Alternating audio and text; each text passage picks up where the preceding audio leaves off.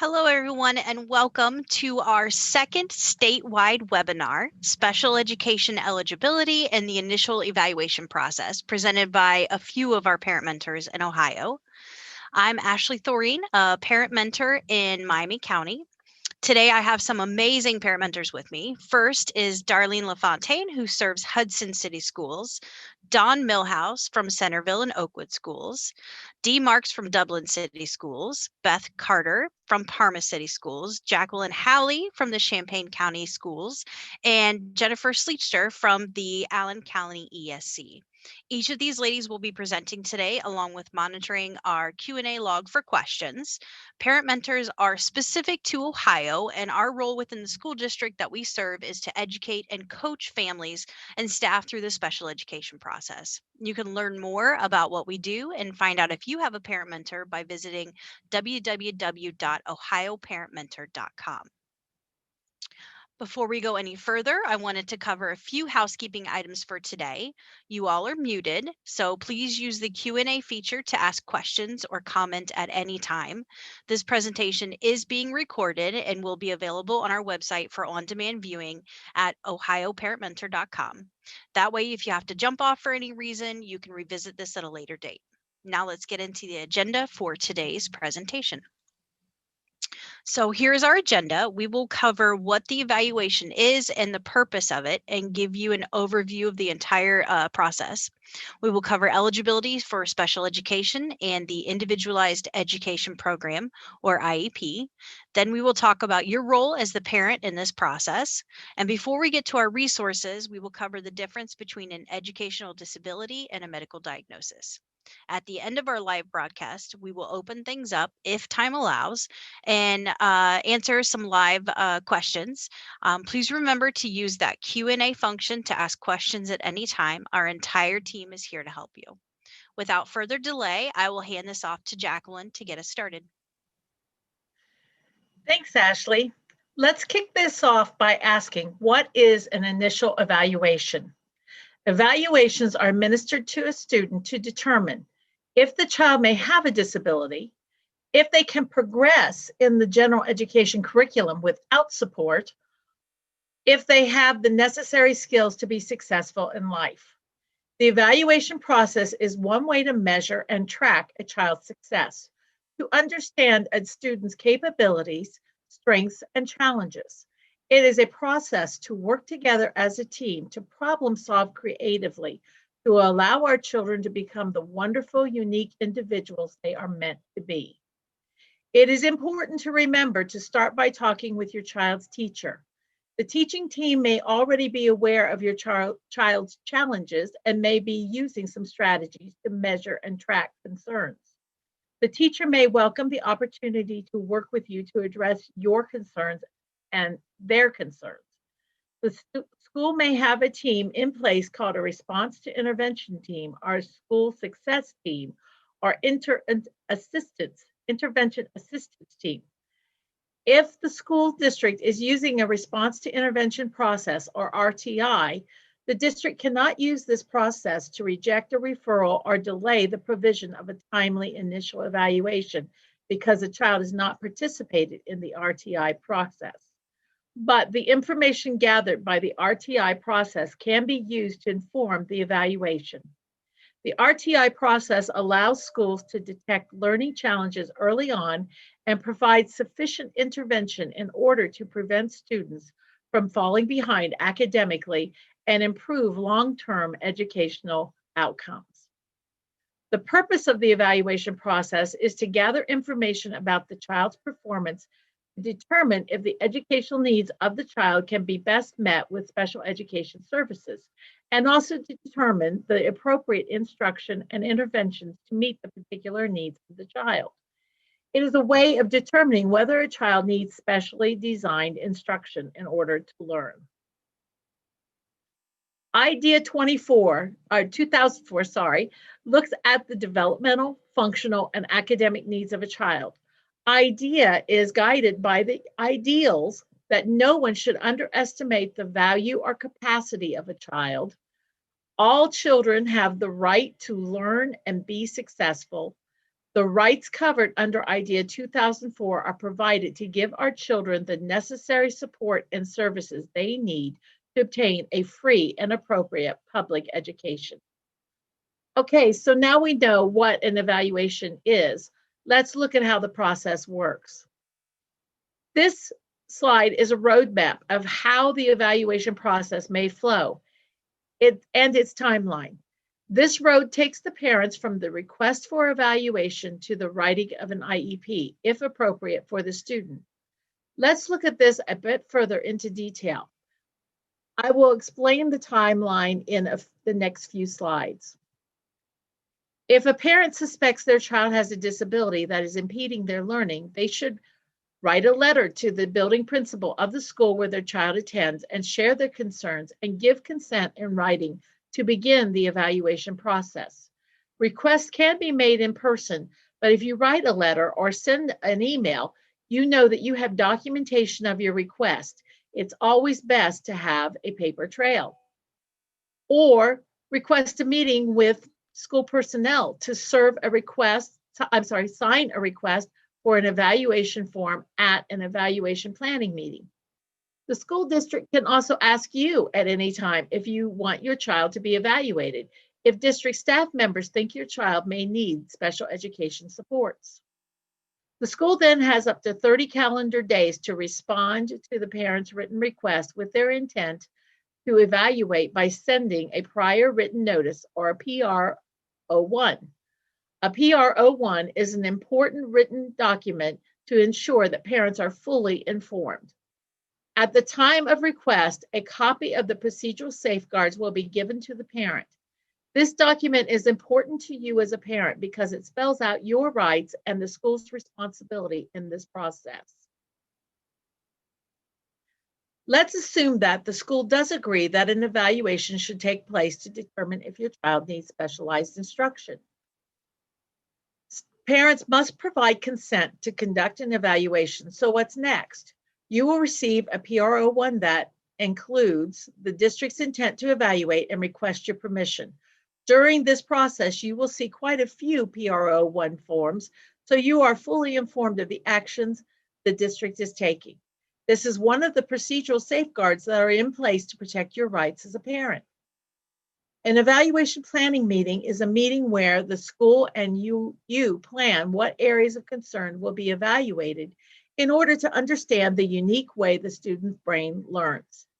The evaluation plan is informed by things such as parental concerns, teacher input, medical information, and student background, observations, and any interventions that have been used. Parents and educators discuss the child's needs in all areas of suspected disability. Present and past concerns are considered, as well as the student's strengths. And during the meeting, a planning meeting form will be completed. Once consent is to evaluate has been signed and an ETR planning form has been filled out, the school then has up to 60 calendar days to do the evaluation and have an evaluation team meeting. The testing is multi-factored. In other words, the team will assess many aspects of the child's functioning: cognition, processing, math skills, reading skills, verbal, fine motor, and gross motor skills, to name a few. The evaluation team strives to get the best picture available of your child's functioning. The evaluation team gathers, analyzes, and reports the results of the tests and observations. This will include any medical information and background information that the parent provides. You will likely not receive a draft of the ETR before the meeting for several reasons. In Ohio, the first section of the ETR may be available as a draft at times. The rest of the report may not be shared before the meeting. The information and data discovered during the process can be complex, and it is important that the evaluator explains the processes used, the data compiled, and the implications of that data. The evaluation will help the team to determine the student's eligibility for services, and this determination must not be predetermined in any way. It is a team decision. To continue, I'll pass this off to my friend Jen. Thank you, Jacqueline. The evaluation must assess all of the areas that are related to your child's suspected area of disability, including background information such as health, social, and educational history, vision and hearing screenings. This may need to include information from outside specialists if your child's suspected disability is related to vision or hearing impairments.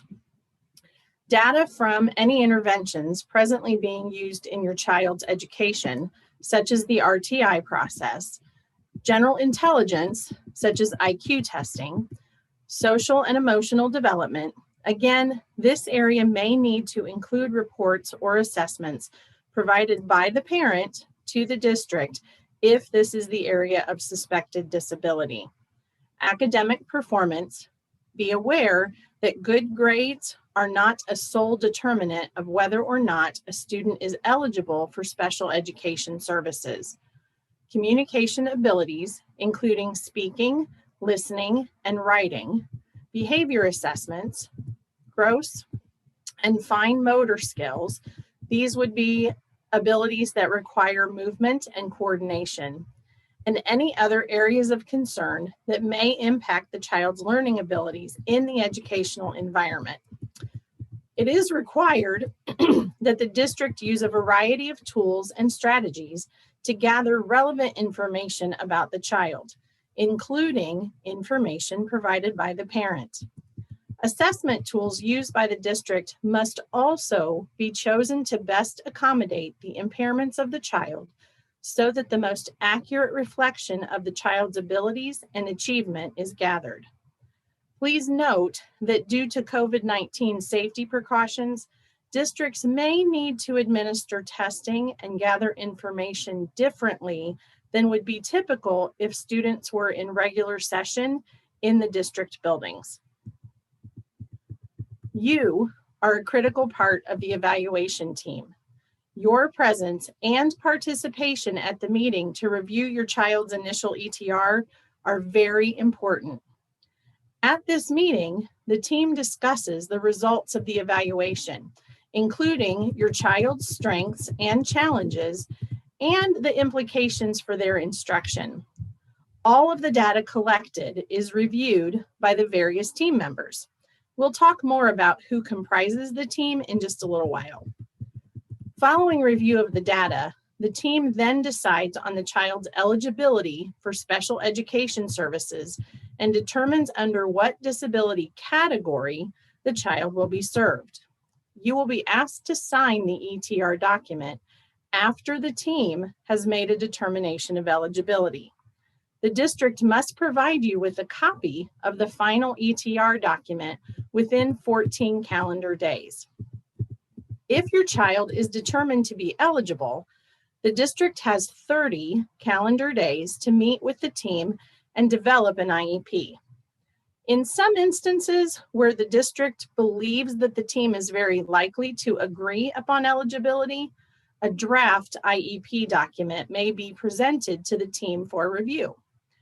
As mentioned, there is an entire group of folks who participate on the evaluation team. Let's switch things up a bit and let this video explain the evaluation team. If you've just given consent for your child to be evaluated by the school staff for special education, you might be wondering, what's next? Well, no fear. There is a complete team of superheroes ready to help evaluate your child and compile their knowledge into an evaluation team report. These heroes partner with each other to ensure that a thorough evaluation of your child is conducted and presented to you as the parent. Today, I want to share with you who is on this team. First is a school psychologist. They complete a full assessment of your child to determine eligibility for special education and specialized instruction, and then they help interpret the results and identify your child's superpower. Next is a general education teacher. They share information about how your child is doing in their classroom, and they can try new approaches for teaching and report out what has worked and what hasn't in the past. Along with them are the intervention specialists. They may join the general classroom to observe and do testing, and they work next to the general education teacher to establish techniques that may provide a better learning environment for your child. And then we have the school nurse. They will use their superpowers to evaluate a general hearing and vision test for your child.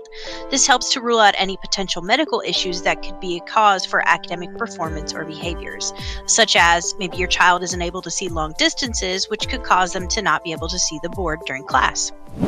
The related service specialists are a sub-team altogether. They comprise and evaluate areas such as speech and language, motor function, and everyday skills. They include the speech therapists, occupational, and physical therapists.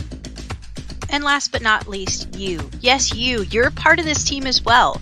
You're one of the biggest players. You'll be asked to provide information about how your child is doing at home and provide comments, concerns, and share successes too. You're an integral part, and you participate in the ETR meetings as well as the IEP planning meetings. And from time to time, we may call on other superheroes to attend an ETR or IEP meeting. These could include a parent mentor from your area or other agencies, such as a mental health support professional or your county board of developmental disabilities. Just remember, there's an entire team behind you and other professional superheroes to support you and your child through the special education process. That was a great video. You've just given consent. Let's recap briefly. The initial evaluation team is composed of the superheroes mentioned in the video. The team meeting should be scheduled at a time that allows for participation of the parent and as many of the qualified professionals who have participated in the process as possible.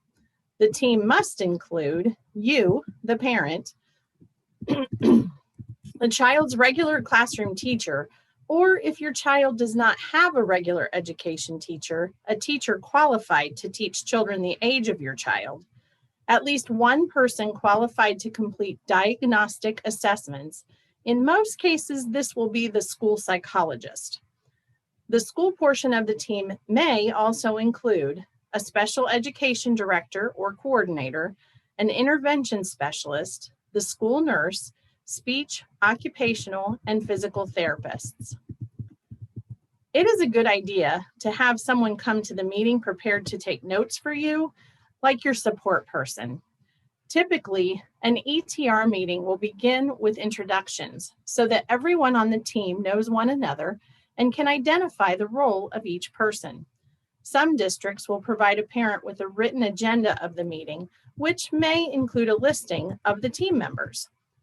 Many districts will pass out paper copies of the ETR draft during introductions so that the document can be easily reviewed by all present.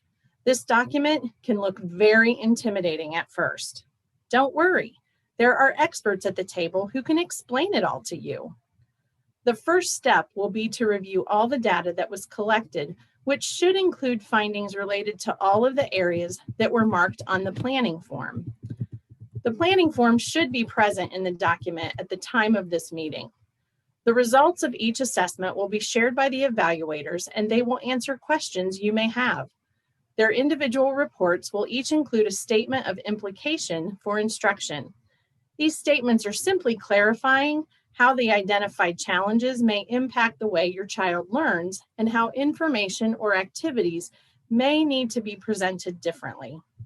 At the end of the document, there will be a summary of all of the findings from the evaluation.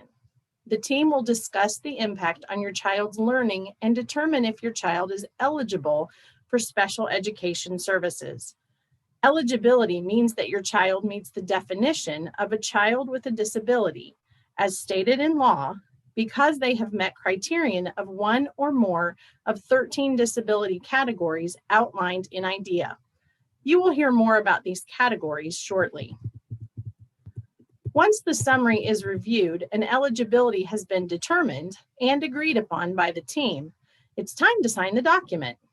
Each person in attendance at the meeting will be asked to sign if they agree or not with the eligibility determination. The signature page includes your name, your signature, your position, and a checkbox for yes or no. If you are not in agreement with the determination, you may submit a statement of disagreement. We will cover other options at this point in the process later. The district must provide the parent with a copy of the completed ETR and the documentation of determination of eligibility or continued eligibility for reevaluations prior to the next IEP meeting, or no later than 14 calendar days from the date of eligibility determination. The district must ensure that a reevaluation of a child is conducted at least every 3 years. If the district determines that the educational or related services needs of the child warrant a reevaluation, or the parent or child's teacher requests a reevaluation, it can happen prior to 3 years, but may not occur more than once a year, unless the parent and the district agree otherwise. Now, we will turn it over to Dawn to share more about eligibility. Thanks, Jen and Jacqueline. That was already a lot of information. Take a deep breath. In this next section, I'm going to talk about the 13 eligibility categories in Ohio. In order for the IEP team to qualify a child for services, the student must be found to fall within one of the 13 categories of special education, and it must adversely affect their educational performance. This is a very important distinction. For example, a child can be found to have a mild case of ADHD, but if it isn't affecting their ability to perform at school, they will not qualify. We have provided a handout that goes into more depth about the criteria for each of the categories. And of course, you can always consult the Ohio Operating Standards for the Education of Children with Disabilities. I will discuss some of the key criteria for qualification.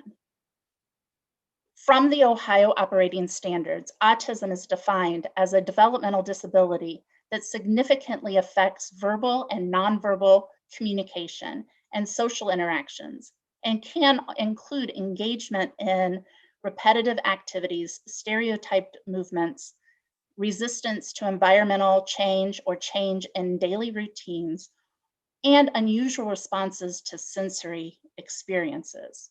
We talk about autism as a spectrum, and this can result in some students on the spectrum not qualifying for educational services. To qualify in the intellectual disability category, a child must have low intellectual functioning, usually an IQ of 70 or below, and have deficits in adaptive behavior. A child in this category is generally identified before or shortly after the age of 3. The next category, emotional disturbance, is the hardest one for parents to accept and understand. It is based on a federal definition, and it's important to understand that it is simply a legal definition and that it doesn't follow the child beyond school or even outside of school.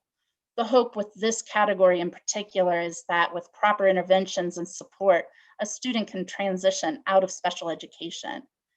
In order to qualify in the emotional disturbance category, a student must exhibit one or more characteristics, including an inability to learn that cannot be explained by intellectual, sensory, or health factors, an inability to build and maintain satisfactory interpersonal relationships with peers and teachers, inappropriate types of behavior or feelings, a general pervasive mood of unhappiness or depression, or a tendency to develop physical symptoms or fears associated with personal or school problems.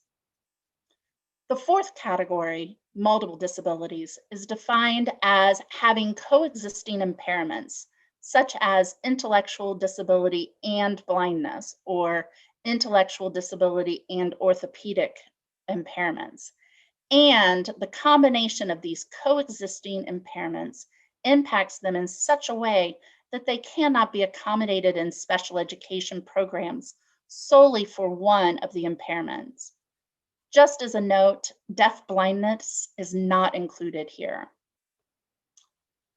Other health impairment is a broad category that is defined as having limited strength, vitality, or alertness.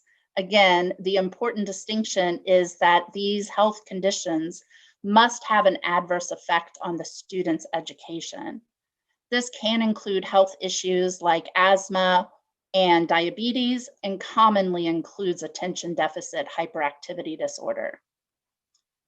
Orthopedic impairment is a skeletal abnormality or impairment caused by disease, injury, or other causes, and can include cerebral palsy, amputations, or bone tuberculosis, to name a few. These impairments have to result in a significant inability to access the curriculum, not the buildings or facilities. Specific learning disability is a disorder that affects the ability to understand or use spoken or written language, do mathematical calculations, coordinate movements, or direct attention. This can include perceptual disabilities, brain injury, minimal brain dysfunction, dyslexia, and developmental aphasia. Although learning disabilities occur in very young children, the disorders are usually not recognized until the child reaches school age. Students in this category will not have learning problems associated with visual, hearing, or motor disabilities and cannot be the result of cultural or economic disadvantages. Speech and language impairment is defined as a communication disorder such as stuttering, impaired articulation, a language impairment, or a voice impairment. Some of the challenges might involve communicating effectively with classmates and teachers, understanding and/or giving oral presentations, participating in classroom discussions, and attaining normalcy within a peer group. Traumatic brain injury refers to an acquired injury to the brain resulting in total or partial functional disability or psychosocial impairment, or both. TBI can affect many areas of brain function, including but not limited to cognition, language, memory, and judgment. Hearing impairment is a hearing loss or limitation that can be permanent or fluctuating that adversely affects a child's educational performance, while deafness is a hearing impairment that is so severe it limits a child's ability to process linguistic information through hearing, with or without amplification. A student can qualify for special education services in the category of visual impairment if their educational performance is adversely affected by their vision, even with correction. This can include partial sight and blindness, but does not include perceptual disabilities. And deaf blindness is defined as having both a hearing and visual impairment, the combination of which causes such severe communication and other developmental and educational needs that they cannot be accommodated in special education programs solely for children with deafness or children with blindness. There is one more category, developmental delay. In Ohio, this is a preschool only category, and to qualify in this category, a child aged 3 to 5 must be experiencing a delay in one or more of the following areas of development: physical, cognitive, communication, social and emotional, or adaptive. Usually, the preschool team will use this category if the child does not fit in a disability category, but has a documented deficit in one or more of those areas. In Ohio, this cannot be carried into kindergarten. The team will decide during the initial evaluation team review what category is most appropriate. You are part of the team. Your opinion, insight, and participation matter. Now that we've covered all of the categories, let's talk about your role as the parent or guardian in this entire process. I'll hand this over to Darlene. Thank you, Dawn. Your parent role is that of a partnership. First, we want to clear up what we mean when we refer to a parent during our presentation. This is referring to the biological or adoptive parent of a child, not a foster parent. A parent is a guardian authorized to act as the child's parent or authorized to make education decisions for them. This could also include a person acting in the place of a biological or adoptive parent, such as a grandparent or a relative whom the child lives with and is legally responsible for them, or a surrogate parent who has been appointed to them. When your child's being evaluated, it can be a long process, and for some, it can be intimidating. But remember, you are on the team, and it's a partnership for you and the school to provide what is best for your child. So now, to be honest, there will be a great deal of paperwork, unfamiliar educational jargon, reviewing of test scores that you're not familiar with, and a whole room of professionals that you don't know. What is important to remember is that as a parent, you're the expert on your child, and you know your child the best. With that being said, you do have a few specific responsibilities in this role. So let's take a look at another one of these snazzy videos that Ashley's put together. Hello, I'm Ashley Thoreen, a parent mentor in Ohio. Today, I'm here to talk about your role as a parent during an evaluation team report or individualized education program meeting. I remember my first ETR meeting for my son. I walked in completely overwhelmed when I saw there were a ton of people there that I didn't know and not sure what they were there for. I wish I would have been warned about what to expect and someone to prep me on how to be prepared. I felt like a naive young girl walking into a school full of zombies. But don't worry, you won't have to fight any zombies, but I'm here to give you a few tips and let you know how you can make the most of these meetings. The school will make an attempt to schedule a meeting based on your availability. Call ahead if you have to reschedule or if you're going to be late, but don't be a no-show.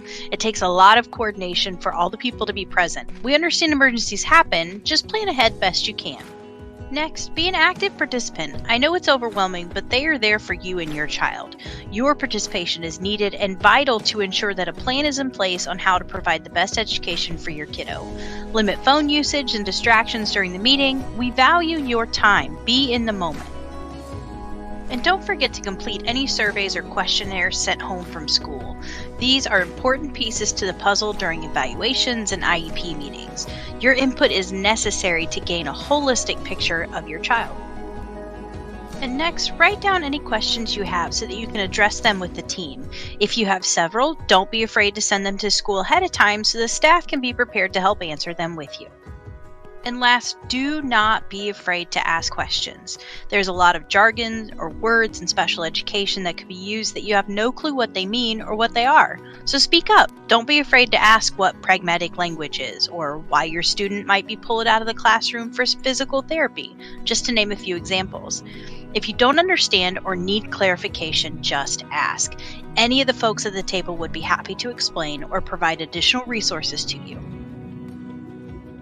Remember, you are a part of the team helping to teach your child and help them grow to their fullest potential. If you leave the room angry or confused, the school cannot read your mind and won't know how to help. They want to have a good working relationship with you. Thanks, Ashley. So this is a great video. It gives you a glimpse into an ETR meeting, which is your first introduction to the special education process. A few key takeaways to remember are, if you have questions before the meeting, send them in if possible.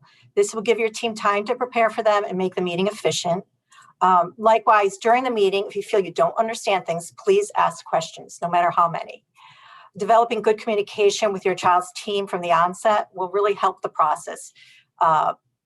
So as a partner in the ETR process, you have the most knowledge of your child's special needs, and you'll be asked to share that with the team. This will be information about the child's history, development, strengths, routines, and needs. Additionally, you'll want to share as much documentation or research as you can about your child's disability. Ask the team to consider and address in the ETR information from other sources, such as therapy reports, medical reports, and reports from other evaluations that have been performed. This is going to be helpful for them to understand the disability further, especially if it's a rare one. Next, be an active participant. Being an active participant in the process is something that the state has made clear. The Ohio Department of Education operating standards and federal law states that it is essential that the parent is an active participant with the evaluation process and that they understand the process too. The law will notify you of your rights and how to participate, and if you don't understand, stop and ask. You'll hear that from us quite a bit. Educators often don't realize when they are talking in jargon that the parent may not understand, and they really are grateful when you do ask the questions. It's really important to fill out your surveys and paperwork in a timely manner to keep the process going. Help support your child through this process too. So let them know when they'll be evaluated and tested, and that these aren't the kind of tests you study for. Find out what days and times your child will be evaluated and let them know so that they're comfortable and well rested for the evaluations. Okay, next, let's talk about who you can invite to the ETR meeting to help support you. So at the ETR meeting, the assessments have been done and the information has been submitted, but you still have the right to bring with you individuals who have knowledge about your child. This would be for support for you and for any clarification that might be needed from or for the professionals in attendance. So as parent mentors, we attend ETR meetings with parents on a regular basis, really to help guide them through the meeting as well as the before and after meeting process. If you don't have a parent mentor in your area, you can contact OCECD, which stands for the Ohio Coalition for Education of Children with Disabilities, which is a state organization that serves children who have disabilities in Ohio, and they will support you in the same manner. You can also reach out to the Parent Training Information Center for Ohio and ask them to assist you. Let's see, other examples of whom parents may want to invite could be their child service coordinator from the County Board of Developmental Disabilities, or maybe a behavior therapist who is working in the home. Anyone who has knowledge of your child to share, you can invite. So Ashley's going to post the organizations I just mentioned into chat. So there'll be 3 there. The Ohio Association of County Boards, the OCECD, Ohio Coalition for the Education of Children with Disabilities, and also a link to the Parent Training and Information Center. So that'll be posted for you in the chat. Okay, so finally, this quote is by a parent, Corey Moore, who is a parent of a multi-handicapped child in Maryland. She became a well-known advocate, author, and speaker to professional groups. This particular quote she delivered directly to a group of professionals over 20 years ago, and it has become a sentiment shared in parent literature and in our hearts for years since then. I'm going to read it quickly if I can bring it up on my screen. All right, thank you, Ashley. I think I've got it. I'll just read it from here. All right, we need to participate, not merely be involved. It is, after all, the parent who knew the child first and who knows the child best. Our relationship with our sons and daughters is personal and spans a lifetime. Well, we hope this is an inspirational quote for you as well. Next, I'll pass this off to Dee to clarify a few things for you. Dee?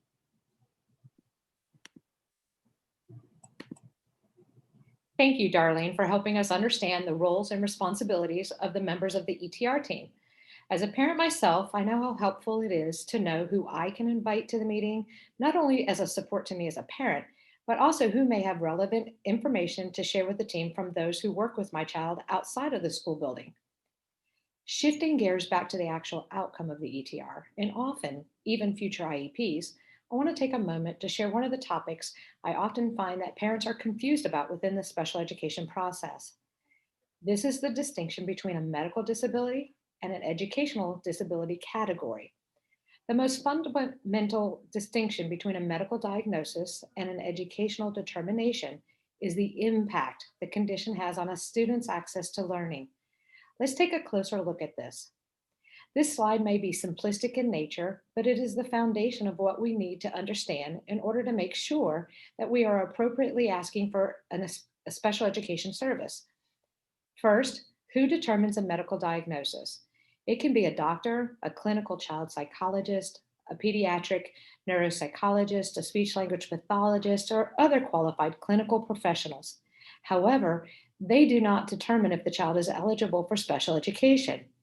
As we've already discussed, having a disability does not necessarily mean that a child qualifies for an IEP under the IDEA guidelines. Since special education is not the area of expertise for your medical professional, what should you do? If special education is something a clinical professional mentions to you, then you should request an evaluation from your school. The school will then consider that request and determine if an evaluation is warranted. If they determine that an evaluation should be done, then the education team is the one responsible for determining what areas to evaluate and then should move forward towards completing the evaluation. Just like the medical professional is an expert in a medical diagnosis, this school team is composed of experts in the criteria needed for school identification. Remember, if a student has a medical diagnosis, it's important to share those clinical documents with the school team as part of the school-based evaluation.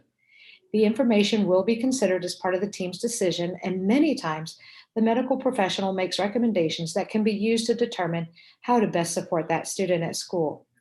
You are not required to share a medical diagnosis or the clinical information, but as a parent mentor, I highly recommend that you do. I have seen how it can help the school team determine the best assessments to administer for academic skills, developmental skills, and also the environment that the child navigates within their building. I'd like to walk you through a situation that a family may experience, and it'll probably help connect the dots and clear up some of the confusion. Tina is a mom to 3 boys, ages 14, 10, and 6 years old. Since she has the 2 older boys, Tina feels that she has a pretty good idea of what to expect developmentally for her youngest, Brian. However, she noticed that Brian seems to stare off in space occasionally, and when he does this, it's like he doesn't hear or notice anything around him. She tells her pediatrician about it, and during the discussion, the doctor finds out that this is happening about once every few months, and a single incident lasts for about 10 to 15 seconds. Sure, it could be that Brian is suddenly super focused on something, but the pediatrician wants to be cautious and runs some tests to make sure that there isn't a medical concern. An EEG is ordered to rule out seizure activity. The results come back indicating that Brian is experiencing mini seizures, also called absent seizures. Developmentally, Brian is on target with his peers, and these seizures don't seem to be impacting his ability to learn or to navigate his home or community environment. Obviously, the pediatrician wants to rule out other possible medical conditions that could be related to the seizures, so many other tests are run. Thankfully, the results of these tests indicate that the seizure activity does not seem related to other medical conditions. Since he has experienced more than one seizure, the pediatrician and mom agree to start him on a low-dose anti-seizure medication. This seems to stop the seizure activity. Brian may need to switch medication later in life, or he may be able to completely go off of medication one day. At this point in his life, he has a medical diagnosis of seizures, but he does not qualify for specially designed education. Let's talk about why. First, he is on target developmentally and academically. Second, the seizures prior to medication only impacted him 10 to 15 seconds every few months. Third, now that Brian is on medication, the seizures have stopped completely. The distinction is that Brian was still learning at a level that was expected had he not been diagnosed with a medical condition of seizures. For the sake of understanding this situation even more clearly, let's fast forward 7 years, and Brian is now 13, and puberty is full blown for this kiddo. For those of us who are parents of teens, we know how many changes happen during these years. Suddenly, Brian's medication is not working the way that it used to, and he begins having seizures on a weekly basis, and they are lasting much longer now. With these seizures, he's losing instructional time as his body prepares for the seizure, then during the seizure, and then for the rest of the day because he needs to go home to rest. Both home and school have also now to consider his safety at all times. Brian did not qualify for specially designed education back when he was 6. Should he qualify now? In both situations, he had a medical diagnosis of a disability, but this time Brian is missing significant time in school, and therefore he does not have the same access to learning as he did prior. The education team should meet and complete an evaluation to determine the specific needs that Brian has now. The key is that Brian has a medical diagnosis in both situations, but this time the medical condition is impacting his ability to learn. Ashley is sharing a really great link in the chat box for an article on understood.org, and it has a chart about the differences between a medical disability and an educational category qualification. Now let's watch another fun video that Ashley created about this topic. Oh, hey there. I'm Ashley Thoreen, a parent mentor in Ohio. Today, I'm exploring the land of myths. I wanted to learn about the difference in a medical diagnosis and being identified as a student with a disability, so I'm here to uncover the truth. Join me.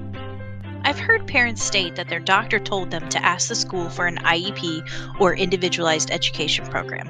Now, as a parent, I put a lot of trust in my son's doctor, and I hold their advice to a certain standard. But they aren't an educational specialist, so could they be wrong? Well, the answer is yes. Sometimes. While we understand that your child's doctor holds your kiddo's best interest in mind, just like you do, just because your child has a medical diagnosis does not mean that they qualify or need specialized instruction for their education. So let's dig in a bit further to this. For a student to qualify for special education services, first, a school-based evaluation needs to take place. A teacher, parent, or caregiver can make a referral for an evaluation in writing to the school. The school will gather current data and determine if they also suspect an educational disability. If so, then the school will meet with the family to create an evaluation plan and get consent from the parent to assess the student. If not, the school will send a notice describing why they do not suspect a disability. Special education is governed by the IDEA, or Individuals with Disabilities Education Improvement Act. It's the nation's federal special education law that ensures public schools serve the educational needs of students with disabilities. To be identified under the IDEA, a student must meet specific criteria in one of 13 categories to be eligible, and that includes an adverse effect on his or her progress in their education over time. If your child is diagnosed and does not need specialized instruction, they would not qualify for special education services. For instance, just because your child has an autism diagnosis doesn't mean they require special instruction. For example, a student with autism who has significant needs in language and socialization deficits might require specialized instruction to allow them to have access and make progress in the general curriculum, while another student with autism who needs mild help and self-regulation only wouldn't necessarily need modified curriculum to understand the material from day to day. This student may only need some classroom accommodations, which does not mean that they need an IEP. So just remember, having a medical diagnosis does not always mean that your child will need special education. If you have questions regarding your child's academic performance, regardless if they've been diagnosed, I urge you to reach out to their teacher to have a discussion. Thanks for joining me on this adventure in the land of myths. Ashley constantly amazes me with her technological skills. Thank you for that video, Ash. We now know that simply having a medical diagnosis doesn't mean that a student automatically qualifies for special education. The reverse can also be true. The child may not have formally been diagnosed with a disability, but an ETR might determine that the child does qualify for special education services. Even without the medical diagnosis, an IEP can be implemented as long as the child meets the criteria under the categories that we shared with you earlier. A situation could be when a student struggles academically, developmentally, and/or functionally, but has never been diagnosed with a disability. In this case, a referral for an evaluation can be made, and if the student meets the criteria of one of those 13 categories, then the student would qualify for an IEP. So it's important to remember that a student does not need to have a formal medical diagnosis to qualify for an IEP. However, as a parent mentor, I will say that having a formal diagnosis often opens the doors to more community resources than simply having an IEP. So if your child is going to need some outside services, and especially if you feel that they will need long-term supports and services from agencies outside of the school, then having that medical diagnosis is imperative to accessing the appropriate funding and care. We now have learned so much about the ETR process, but I would be remiss if I didn't share one other area that parents often struggle to understand when it happens. This is the difference between an education need and the need for outside services. Sometimes we also see a student receive school-based services under their IEP for speech, physical therapy, or occupational therapy, and then after a time period, the school notifies the parent that the student no longer qualifies for those services. This can be such a scary thought for parents, but it's actually good news. This means that your child has made the progress needed to access and actively engage in the learning without these services. It is a moment to celebrate this accomplishment.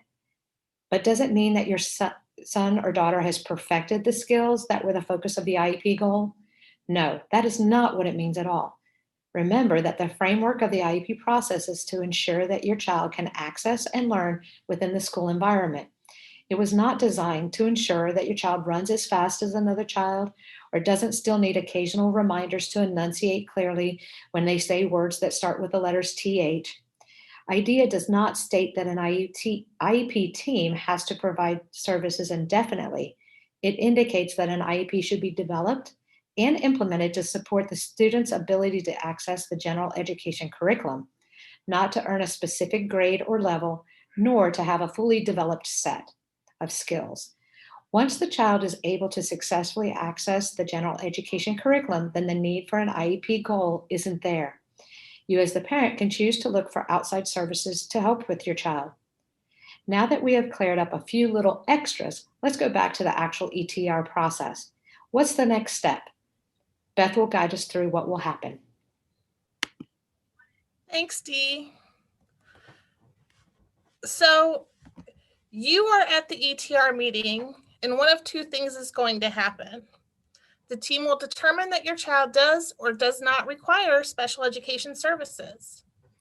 The important thing to remember here is that you are at the steering wheel as to where the team goes next.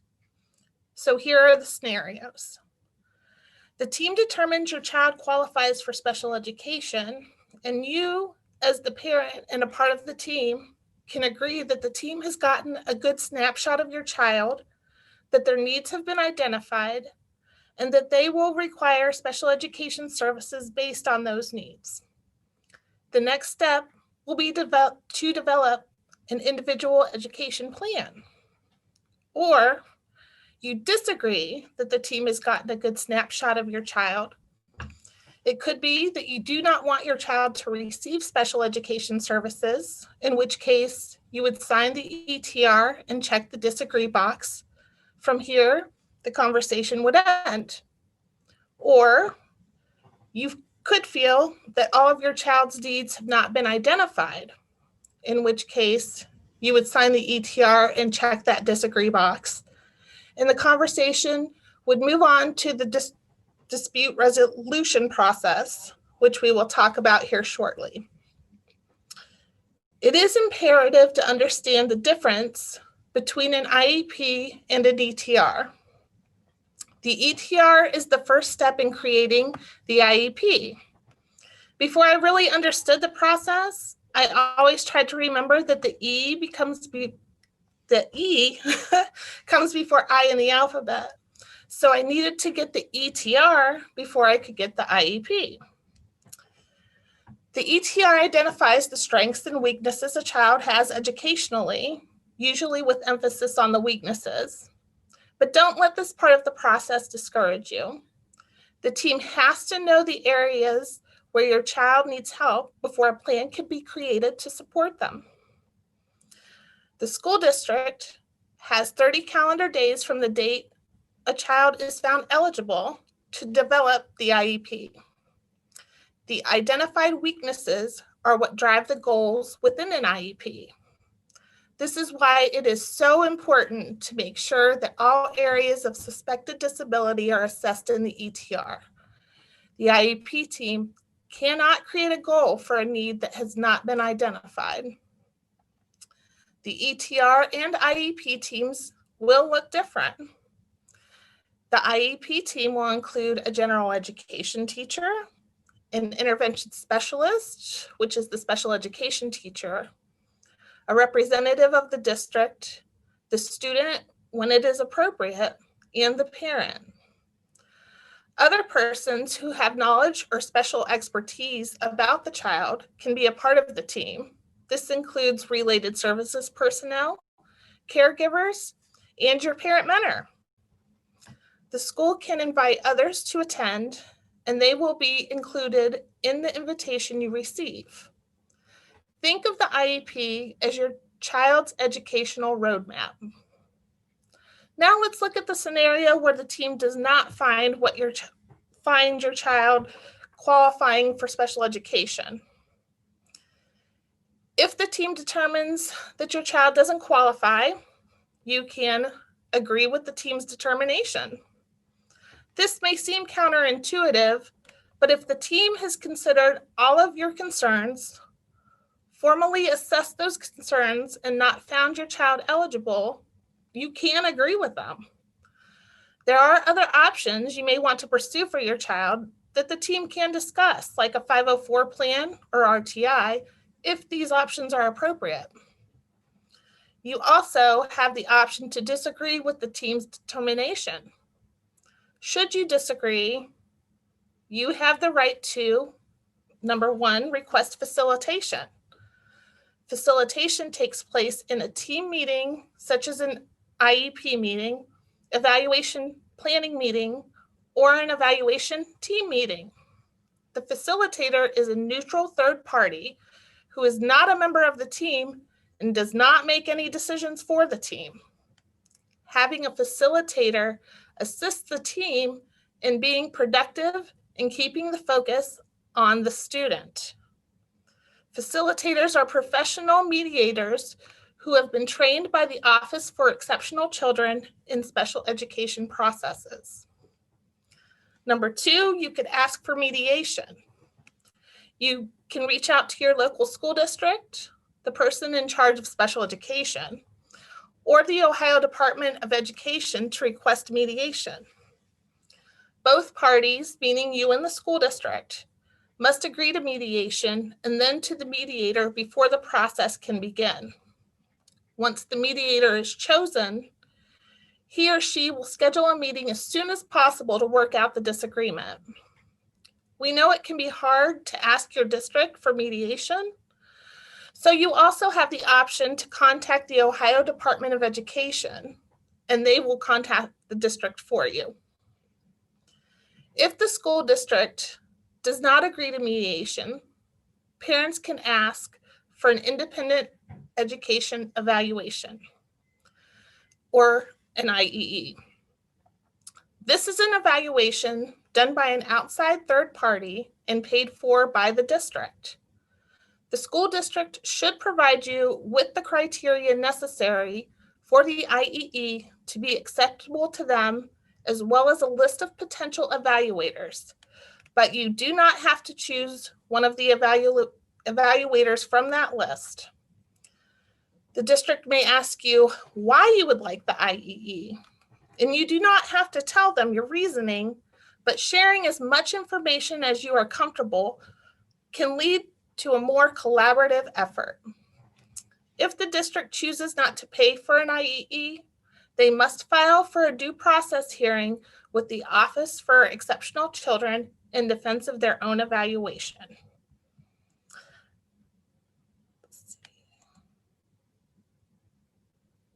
As a parent, you also have the right to pursue outside evaluations at your own expense.